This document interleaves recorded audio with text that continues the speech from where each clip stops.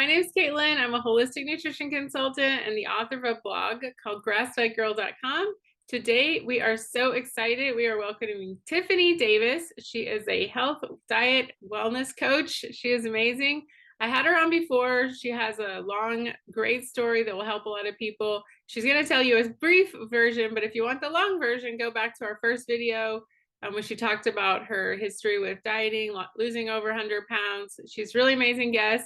Thank you, Tiffany. She's going to help us today with our mindset in the new year and getting off, the idea that you just want to do it over to making it happen. Welcome, Tiffany. Thank you. I'm so excited that we're getting to do this again. So, the history is, we talked about it earlier. It's been a couple of years now, but my history is a little different. Didn't start this wellness journey till I was 45. I'm 11 weeks away from being 51. I started with a bariatric surgery called vertical sleeve gastrectomy and quickly went into keto, which was my plan from the get-go, and then found carnivore in 2019 and really felt just an amazing difference in my overall health and mental health and well-being. And that's where I've been for the last 4 years. I started as a coach also in 2019. I got certified with Maria and Craig Emmerich's program. So I'm certified both keto and carnivore. And then the progression. I just found that diet wasn't everything. I needed to work on some other fundamentals and ended up doing some testing, found out I had a parasites that needed some working. And that led me into bioenergetics. So I'm certified as a bioenergetic practitioner and I'm working on my mindset certificate right now and finishing up functional blood chemistry because, I love to learn. I do. And everything that I bring into this helps clients and it helps me too. So it's an exciting time to be in the health and wellness space, I think, because I think there's so much more than just diet. Although I do think that's pretty foundational. I agree. I mean, yeah, sometimes I just want to forget about dieting, but then it's like, okay, well, what am I going to eat? Well, and I think it's like, I see this a lot. When you're building a house, you have to build a foundation. And I think nutrition and fitness, that's our foundation. And then we start feeling better, but maybe we still haven't gotten to the optimal health that we're hoping for. Part of that's time, but then there are other things that we can get into, the biohacking, the mindset, doing some functional blood chemistry work or bioenergetic work. There's, little things. So then we begin to build the frame of our house and we realize, the foundation is what got us here, right? But if we don't have that foundation, we can't know what else we need to do. I think that's a mistake a lot of people make, is they want to throw a lot of supplements at things instead of working on what needs to be correct. And there may be supplements. I'm a big believer in supplements, but I think we need to work on that diet. It's foundational. So yeah, I went to tons and tons of naturopathic doctors and stuff, and it was always all these supplements and just all this testing. And I did spend thousands and thousands of dollars as I've been sick. I was starting to be sick in 2009. So, and I used to live in California, so you can hit a naturopathic doctor with a rock. So, but I never got really anywhere with it. And all those supplements, I spent so much money, and carnivore helped me so much more in the first 30 days than I had 10 years of doing a paleo diet and tons of supplements. So yeah, definitely it's a foundation. So let's say somebody's wanting to have, they've heard about carnivore or they've heard about keto and they want to start, but over Christmas, I had a really bad, I know you're really big into food addiction and all this stuff. And I've got it bad. I've told you I've told you before, my dad was 400 pounds. He had the gastric bypass. So it's in, if you believe in heredity or whatever, I have these fat genes and I want to just pig out, especially over the holidays. And I started eating a lot of keto treats and then really going overboard, mainly with the dairy was the biggest thing. And for me, dairy is like a poison. I mean, it really just literally almost have like an allergic reaction in that it causes me to gain weight exponentially, like so much weight. And even like but then it becomes like this snowball and I'm like, well, just forget it. I don't care. I'm just gonna eat as much as I can or want and of cheese. And I was just like basically drowning myself in cream and cheese and cream cheese. And and then finally like I'm like, okay, I can't even fit in any of my clothes. Like I don't even want to go anywhere and I don't want to see anyone. And I'm just like, okay, I've got to stop. And I stopped on January 29th. No, December 29th. I stopped eating dairy and I made a video like dairy free carnivore because that's what I have to do. And then that's like helps me with the accountability, make a video like today is the day. Yeah, yeah, yeah. And then, so now I've like lost 10 pounds since then. Cause I mean, it's not real weight. It's just like, it's like fluid. Hmm. And that was just what, 10 days ago. So when people say you can't lose a pound a day, I beg to differ.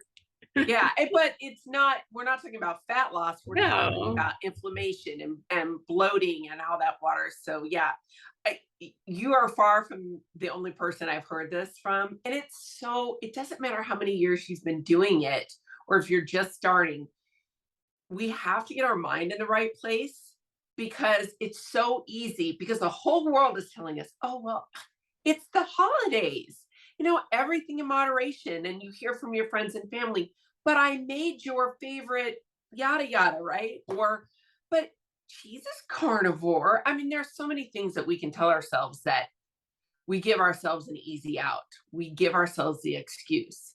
But deep down, we already know the truth. We don't really, it's about recognizing it, recognizing the emotion that's connected to the reasoning that we want to use, and then learning how we can talk to ourselves and turn that around. So, I mean, you can look at from the idea of cravings, right?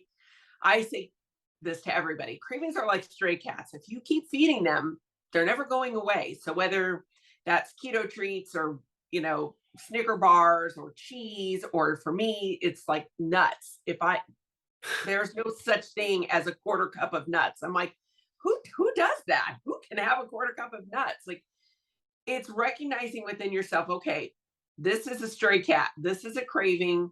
It's not feeding anything healthy in my mind or my body. And deciding that one indulgence is never, my friend Mary says, one is never enough, two is too many. I think that's how she says it, because it's never enough. You're never going to have just one of those things. And I think that's what gets a lot of us in the carnivore sphere, is because truly we're abstainers. We do not moderate.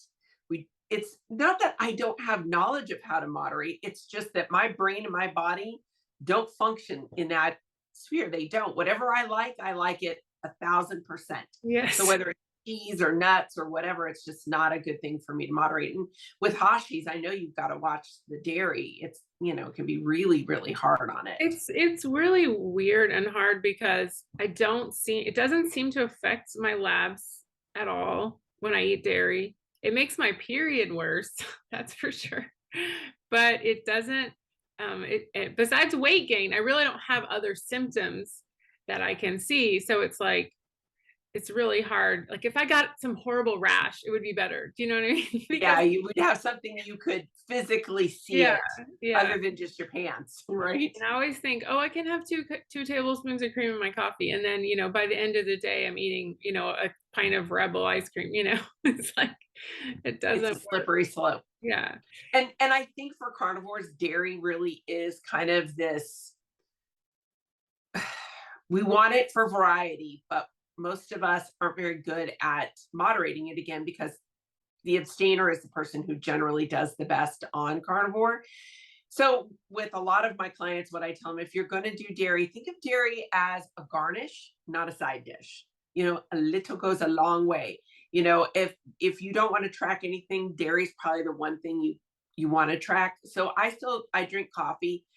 Whether I'm tracking everything or not, I still will measure cream, Yeah. because for whatever reason, my brain thinks 2 tablespoons of cream is like 4 ounces. It's not. Like, So, yeah, you it's know, like half a pint. oh yeah. So, we part of success in anything is knowing yourself and being very, very honest with, what you need to do to be successful. And most of us, we like hearing the things that we want to hear, right? We want to hear everything in moderation. We want to hear, oh, it's the holiday, so it's okay, or it's your birthday, or whatever, And then makes you feel okay about it. But that's not reality for most of us that are who are obese, who've been obese for a really long time. We're having health issues. You know what? There's no FOMO. You've had it all. You're yeah, not missing out on anything. I've had enough birthdays for probably 200 years. I've yeah. had enough birthday cake to last me several lifetimes. So I'm not missing out anymore. And I'll tell you, a good ribeye will be very satisfying for your birthday and for the holidays. I made sure I had several different meat choices. I did have dairy, but again, I have to watch that, because if I overdo it, but that's come through working a lot on my mindset and really coming to terms with who I am. Because there were times where I thought, maybe I want to just go back to keto. There's so much more there for me, but I don't want to go back to keto because I want to eat Brussels sprouts. I want to go back to keto so that I can eat Lily's bars without guilt, right? Yeah. Yeah. So that's not a reason to go back to keto. Keto works for a lot of people. It's not that keto is a bad option. A whole food keto diet can be fantastic. And if you're a natural moderator, it might work very well for you. But that's part of what I've worked on the last 5.5 years, is really knowing myself and coming to terms with the truth about who I am as a human being and what I can and can't handle. And I think that's where most people need to start. Everyone wants to just jump right into the diet. And there are a lot of benefits to going right into it, right?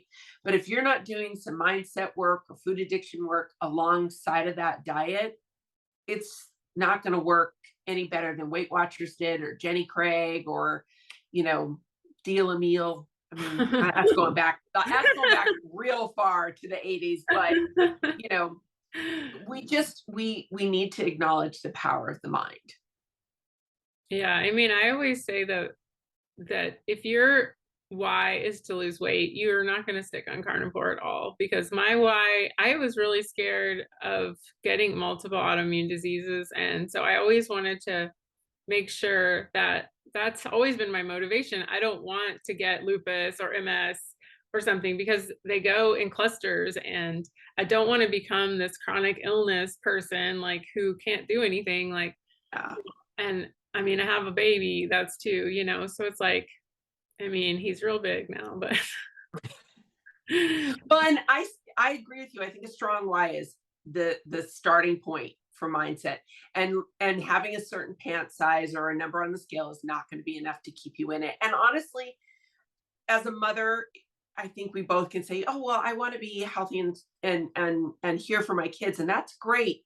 But you have to find a deep personal why within yourself. And I like what you're saying. Like, I do not want to have these other autoimmune disorders. For me, I had to say, look, I'm 45 years old at that time. I want to age well. I'm not going to be 25 ever again. That's not going to happen. But I would like to be 50, 60, 70 years old and not make a noise when I have to stand up or totter, in the grocery store. I don't want to be weak. I want to be strong. I don't want to be a burden. And I really want to stay out of a nursing home. oh yeah. That's, seems like a long way off when you're 45, but it's not. We've got to start thinking about that kind of stuff. Sadly, aging, we really start to see a lot of degenerative aging as early as 35. And so we really need to take our health seriously. That needs to be where your strong why is. I think that is very, very important. Absolutely. Yeah. I mean, if I had known when I was, 27 or whatever, how fast 40, not that I'm 40, but how fast Oh, how fast it comes is like, you know, you don't think that when you're a kid, but it does. no. And, the thing is, I thought that 50 was ancient.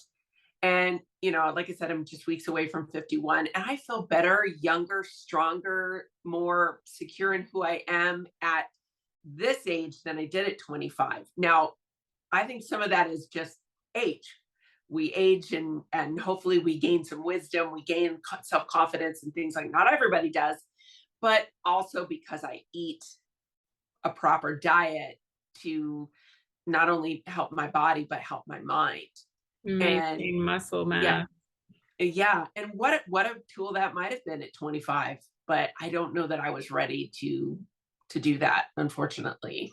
I was my mind was on other things and thinking I was going to be young forever and just didn't need to worry about it. Yeah. Yeah, I was on all I thought about was dieting, but in a different way. What do you think? There's so much noise, and I'm sure you've heard it about, like, every time I kind of fall off the wagon or something, and you can let this negativity creep in that, like, carnivore is not sustainable. You should just be eating whatever you want. Maybe I have an eating disorder. Maybe this is not, maybe I'm just giving into diet culture, and you're just, it's like, this isn't even sustainable, so why should I even try to succeed at it, you know? When those thoughts creep into my head, and I'm not immune to that, I think we're all going to think that about our choice, especially something that is radically different than what the mainstream is showing us, right? But then I think about people like Kelly Hogan, who's what, 13 years carnivore, and she only gets stronger, prettier, healthier, and kinder. Mhm. I think about that. I think about when I am being 100% in my lane for carnivore, not only do I feel better in body, but I feel better in my mind. And it's only when I decide, oh, I think that I might want these keto treats or I might want nuts or whatever, that is when I feel it's not sustainable, that's when I'm not feeling my best. So if I look at when do I feel my best, feeling my best is definitely sustainable. Mm. It's it for me, it's come down to this one thing. I would never put baby oil in my car. Why? Because it's not going to run. My car is not going to run. But I will put anything in my body as if I'm not better or equal to a Ferrari, right? We wouldn't put junk into a Ferrari because that is a very expensive car. We've made a huge investment in it, right? Not that I know that personally, but we want to put the best fuel possible in that car because we want it to perform. Why do we not look at our body like that? It needs one kind of fuel. And yes, we are not a machine, but we are optimal when we put the right fuel in. And that is very sustainable. But again, it comes down to kind of letting the noise fade into the background and being very focused on how do I feel? Am I achieving the kind of things, not just weight loss, but health markers and matters? Am I achieving that? Yes. Then it's sustainable. Why did I used to think eating broccoli and dry breast and rice cakes? No one had ever told me that wasn't sustainable. And it was the least sustainable because it tasted terrible. I felt awful. I didn't enjoy a single meal that I had, and it quickly fell off the wagon. I enjoy very flavor filled food. It's just that we have to and I hate that term diet culture. I think that was created to make those of us who really take this very seriously to almost feel bad. I don't look at someone who's obese and think negative things. I want to help them because I know what it's like to be there. I have been 319 pounds. I know what that feels like. I know what your body feels like. I know what you feel like inside, the internal struggle. That's not something I would want for anybody. If anything is a cultural thing that we need to put to, get off, is this idea that we can be healthy at any size. That's not to say we're all supposed to be a size 3 or a size 14, but we need to start looking at something other than size as the entire marker. But I mean, this diet culture thing, I don't know. I get very frustrated with that whole idea because it's I understand the idea is to not shame people, but then they're shaming a different group of people. I don't know. I mean, I feel like if I had never been over 200 pounds, which my highest weight was 240, and I was very young at that time, so I should have felt good because I was 22 years old. So really, I should have been feeling great, but I felt Mhm. horrible. My legs rubbed together so bad. I would get like chafing and blisters because my legs were rubbing together so much. I mean, that's pretty like horrible, Yeah, and then my energy was low. I mean, I think I've always maybe had a thyroid problem because I've always had low energy. But I know mine got really bad when I did 4 years of being a vegetarian. That's when my thyroid was like, "Yeah, I'm done, done." yeah. So, but I'm I just think if we can get past the idea that it's a diet and look at it more like a lifestyle. And sometimes lifestyle means that you're going to eat a pickle with your barbecue. That is, for some people, that's going to be fine. I can eat a pickle on an occasion if I want to, and that doesn't get me on a spiral of wanting junk food versus having keto treats or nuts would. You've got that comes down to knowing what you can handle mentally and how do you feel physically when you eat it. So I mean, I'm not sure if that answered your question. um, well, I think I just want to go back to the diet culture because I feel like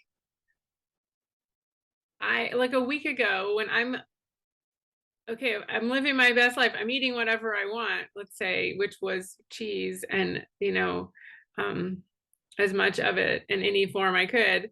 So I'm letting myself have whatever I want, but yet I'm depressed. I don't want to go out. None of my clothes fit me. I'm not working. I don't want to do anything because um, I don't want, I just, so is that me? Because having an unrestricted diet, am I, then I'm supposed to be free and feeling good, you know? It's I think food freedom comes when you're eating the things that make you feel the best. yeah. So, it comes back to if you're a person that feels good eating dairy and nuts and vegetables and things like that, and your body is responding to that as well in a positive way, then you're good. I don't think everyone needs to be carnivore. I think I'm one of the few carnivores that doesn't say that.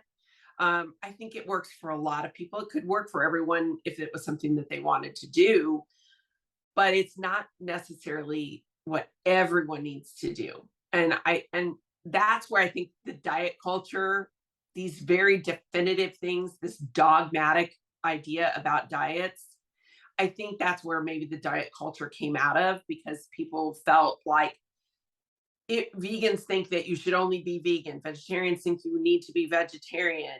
Um, some people think it's all about eat everything in moderation, which you would never say that to other addicts. Yeah. So for us, we understand that that's not a reasonable thing to say. I think we responded with this idea to push down diet culture because people were tired of having that dogmatic look at the way they ate. And again, if we look at something and say, hey, this is how I feel good. And if you look at my labs, they're responding positively. And look, I have energy. I don't need to take a nap in the middle of the day. I'm not grouchy all the time. I was so grouchy all the time. I just felt like I was on the edge all the time. I'm not like that. Doesn't mean I don't have bad days, but it's a different person almost. Well, and I And think, that's where I think we need to be careful with the diet culture idea. I understand where it came from. And I should step back and say, I do think we don't all have to be the same size to be healthy. But to tell someone like where I was at 319 pounds, you're fine. Oh no, I wasn't fine. I wasn't fine at all. And I doubt that very many people at 319 pounds are fine.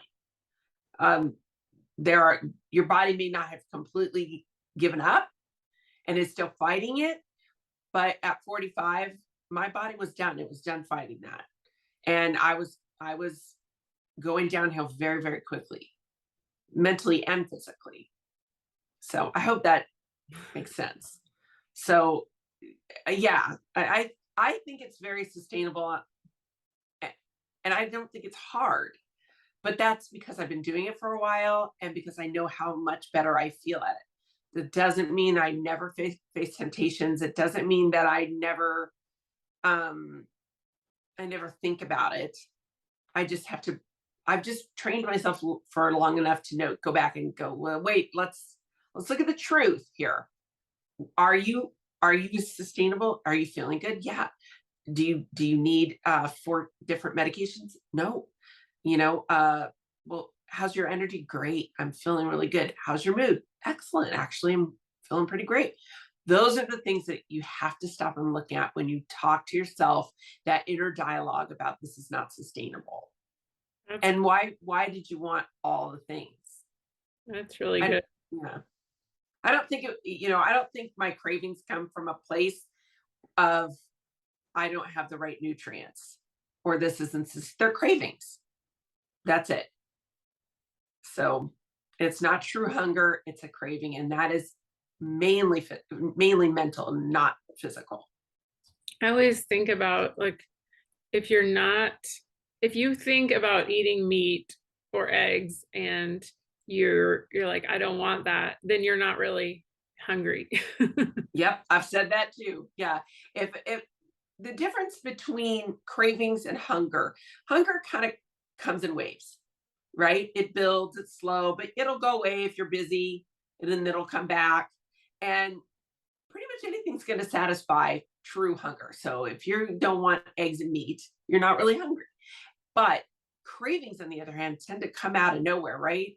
And they're very specific. I want macadamia nuts, or I want a keto treat, or whatever it is, right? Whatever your thing is. And only that thing is going to satisfy it. That's not true hunger, that's a craving.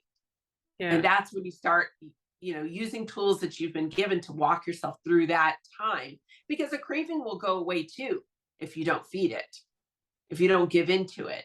Going back to the stray cat thing, Yeah, you know, that's good. we just have been taught, for a long time, because of our own behaviors and the way society works, that you should feed every craving. Anything that makes you feel good, that's for that moment, is great.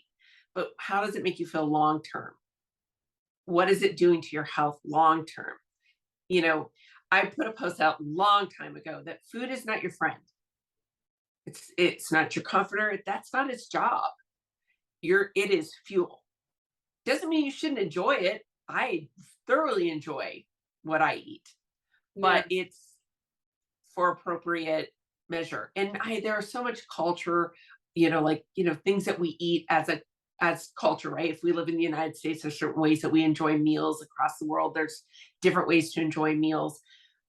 But we need to be really careful not to identify happiness with food. Yeah. I think that's what I got into over the holidays is like, I want to feel this certain way, and I Hmm. want to reminisce about childhood, and Yeah. you know, and I live near my family, so it was like we had, every few days, it was like we're gonna have this, we're gonna have this. So I was like, forget it, I'm just gonna eat whatever. I'm just gonna eat. I still was eating carnivore, but I was like letting myself have dairy, letting myself have like I was sweetening, the dairy with things. So I'm making things like puddings and all that stuff is Mhm. my favorite. Like And so it's just using the holidays as an excuse really to just, but I do love all that stuff. But then on the 29th, I stopped. And then on the 5th, I had a birthday party with my stepmom. It was her birthday, and she made a big custard pudding pie thing, and it was keto. And I was like, no, I've stopped the dairy, because I was getting, despondent. And she was like, okay, yeah, and so during the dessert part, I just like made a cup of tea, and I was just like walking around and just kind of like staying busy till it was over with, because I was just like, I can't go down that road again. I can't do it. I have to stop this. It's just making me just miserable. Um, so I also wanted to ask you about this high fat carnivore. It's really big in space. And we used to come in back in our day, it was just don't measure anything, and now it's like count your macros and eat a stick of butter and all that. So what do you think about that idea, and eating lower protein, 20 Well, okay, protein? there's so much there. Number one, anytime someone tells me I have to do something a certain way, I immediately think gimmick. So when I see all this, you eat a stick of butter every day, it feels very gimmicky to me. That's not to say there aren't some amazing carnivores that are using that particular tool. And I do think there are some conditions that will benefit from a higher fat diet, especially things like if you have seizures, things like that. Higher fat can be very, very helpful. But for the most part, I think women undereat protein already. We don't need them to eat less of it. When you're talking about muscle wasting or sarcopenia, that starts again 35 for a lot of us, most of us. And when you're over 40 and like me at the 50 mark, you need to prioritize your protein, and you need more than a 25-year-old needs, especially if you're weightlifting. And we should all be doing that, but that's a talk for another time. So no, I think that's a very dangerous thing to advise women to do, simply because they're going to be so satiated on the fat that they will undereat their protein, and that will you lose weight? Maybe, but what weight are you losing? Like we were talking before about water weight versus real weight. We want to lose fat. My fear is on this super high fat diet, they're losing muscle. Sure, on the scale, it's going to look fantastic, but we're talking about bone density. Prioritizing your protein is not just about weight loss. We need to be prioritizing our muscle.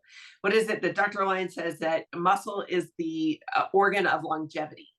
Yes. If you don't want to fall and break a hip in your 60s and 70s, I would be very cautious with eating a stick of butter a day and prioritizing fat over protein. Doesn't mean I don't believe in low fat by any stretch of the imagination. We need fat for healthy hormones and brain function and all that. But yeah, and as far as macros go, I don't think there's anything wrong with macros. I don't think there's anything wrong with tracking if your mind is in the right place on how to use that. To me, that's data. How does my body respond to this certain, regimen that I'm using right now? Or if you're tracking simply to make sure you are getting enough protein in. There can be good reasons to track, can be a very effective tool.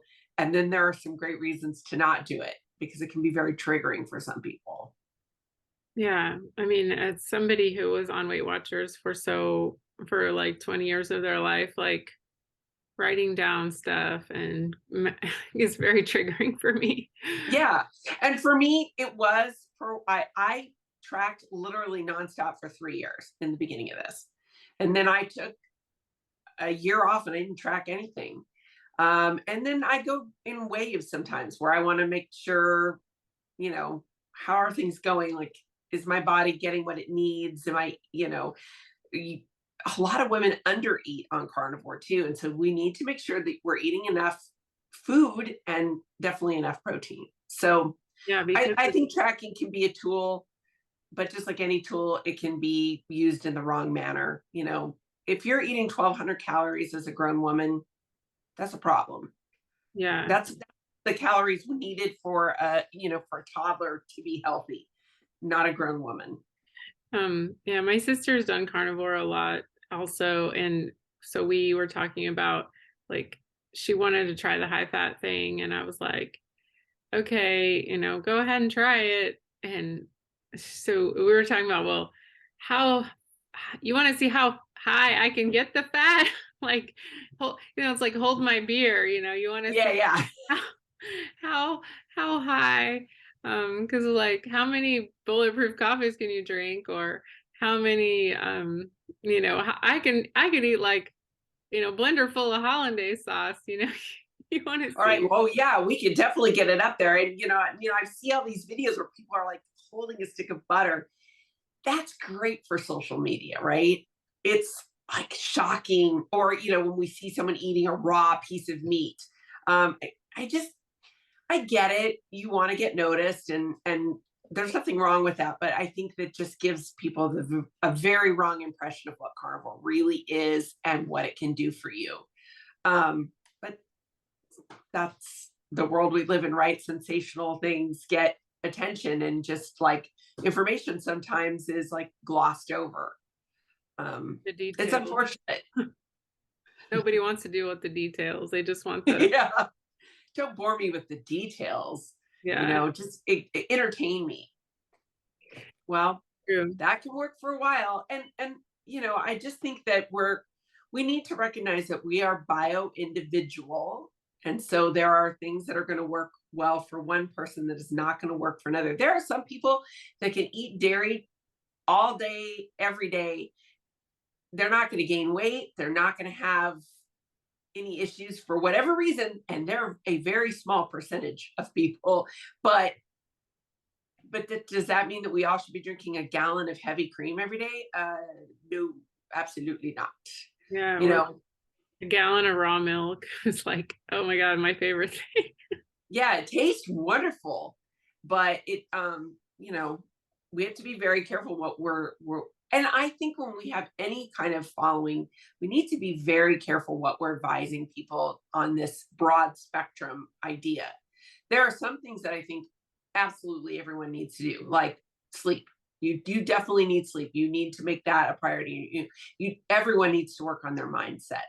Even Yeah. if you have a great way of looking at life, there's always work to do there. I don't think everyone needs to eat ribeyes. I don't know why you wouldn't want to eat a ribeye, but some people actually enjoy New York strip better. I don't, I like and whatever's on sale that week. yes, yes. And I don't think there's anything wrong with putting a nice pat of butter on your steak. It tastes fabulous. But to tell someone they need to snack on butter, that might work short term. It may not. What bothers me is like that I would only be able to have a 4-ounce burger patty, and then the rest of my food has to be butter. And I mean, Yeah. I have the same reaction with butter as I do other dairy. Like I cannot, I do better when I can eat ghee, or I mean, even non like fats like olive oil or coconut oil are less inflammatory for me than butter or cream or something like that. Um, And see, if you were new in this space and you saw a carnivore that was, chowing down on a butter, and you would think, well, I've got to do that, because you may not understand how your body reacts to butter and cheese yet. That may not be. So that's where I think we need to be really careful. I remember a couple of years ago where everyone was eating raw liver. I didn't jump on that train either. So I don't want to, there are things the liver's great for. I don't want to eat raw meat, period. It's just not my thing. I've no. not seen any need to do so for the last 4 years. We just have to be so careful to not jump on the social media moment, because it's what it is, right? Um, look at the people who have been doing this for many, many years. who give reasonable advice and have shown the results long term. You know, what's wonderful about social media and what can be so dangerous is that you've got people that have been doing this diet for 6 months and now they're a coach. They have no education. They really don't have long-term experience with this diet, and yet they're advising other people. I think it's great that you want to share how something is working for you, but that's very different than saying, I'm going to educate you. I'm going to teach you how to do this. It took me 2 years after I got certified to feel confident in, yes, I need to go beyond sharing and I want to educate, I want to teach. So Well, speaking of that, I know you're doing something with hormones, like over 40. What is yeah, so with Mary, we do a group called Hot and Bothered, which just makes me laugh because over 40, that's often how you feel. And it's 8 weeks. It's a group coaching. So we have, posts every day in our Facebook group, and then every week we meet. We're talking about nutrition, fitness, mindset, hormones, libido talk, very important for this age group. And I just think that gets kind of swept under the rug, so to speak. So yeah, that's actually starting January 22nd, I think. So and it's 8 weeks, and we've worked really hard on it. Something I'm really proud of. And the last group that we did, we enjoyed it. Everybody seemed to really learn a lot. And we come from both a keto and a carnivore perspective. So you don't have to choose one. It's meat based. So, wherever you fall into that, in the nutrition. But if you're over 40, things change. There are things that we need to change. So if you're in that perimenopause to postmenopause stage, it could be an exciting group for that. Give us some quick tips for hormone balancing. Sleep. I think that is something that we overlook. Being very, very careful with your light. Are you getting early morning light? Are you getting sunset light? Nutrition. Don't eat low fat. Very, very important for your hormones. Again, we can go on these, low fat to high fat, but we need fat. It's important to us. I don't think it's about a low fat diet. And I'm not opposed to hormone replacement. Get in there, get some labs done and see what's going on. Because some of us are just going to need that as we age to feel optimal. And don't be afraid of that. Look at the newer research. I know, 10, 15 years ago, they were still talking about hormones giving you cancer. There's newer research, newer studies. I'm not a doctor, so I can't advise you on hormones specifically what to take. You need labs. But there's a lot of bioidentical stuff out there that can really make such a huge difference in a woman's life, and men as well. But in that perimenopause to menopause stage, yeah, sleep, ladies. Don't. I was the queen of saying I'll sleep when I die. Ah, That's a good way to make it happen faster. We yeah. really need to make sure we're getting quality sleep. And there's so much underlying that too, right? But yeah, if you want to balance your hormones, you need to sleep right, you need to eat right, you need to move, and you need to make sure that you're getting the adequate amount of fat in your diet. That's great. It's so important. Let's just tell somebody who's, going back to the mindset thing, like if you're stuck and you can't, every day you wake up and you want to do it, but then you're like, oh, but today is Jimmy Bob's birthday, or and they're going to have a party at, a cake at work, how can you just like cut and just make a switch and kind of wrap that up for us? I would say more than anything, you need to give yourself 10 minutes to sit down, whether that's journaling, reading something that inspires you, getting back to what your strong why was. Remember, we talked about that in the beginning, not just a size of pants that you want to get into, but what is your long-term goal? And keep that in your framework, but work on small intentions that you can focus on when you have temptations come up, when you have events coming up, and prepare yourself in the physical too take the food that you can eat and don't worry about someone being offended. Most most of us are pretty well versed on people have different ways of eating now. So, and otherwise you're just going to have to deal with, sometimes you're going to offend someone, and that's okay. But if all of those things, working on your own hasn't worked, reach out and start working with someone, whether that's part of a coaching group, whether that's working one-on-one with the coach. Getting in communities. There are so many things out here, so that when you have a moment of weakness, you have someone you can reach out to that isn't going to tell you what they think you want to hear, but what you need to hear, that's on the same wavelength of thinking. They're keto, or they're carnivore, and they believe in fitness, and they know mindset's important. They're not going to encourage you to do everything in moderation. They're going to say, hey, let's go back and revisit why you're doing this, and this is a moment in time, and you're going to get through it. Well, very good, Tiffany. You help so many people, and I'm so glad you took the time to be with us today. Make sure and follow Tiffany. Tell us your Instagram.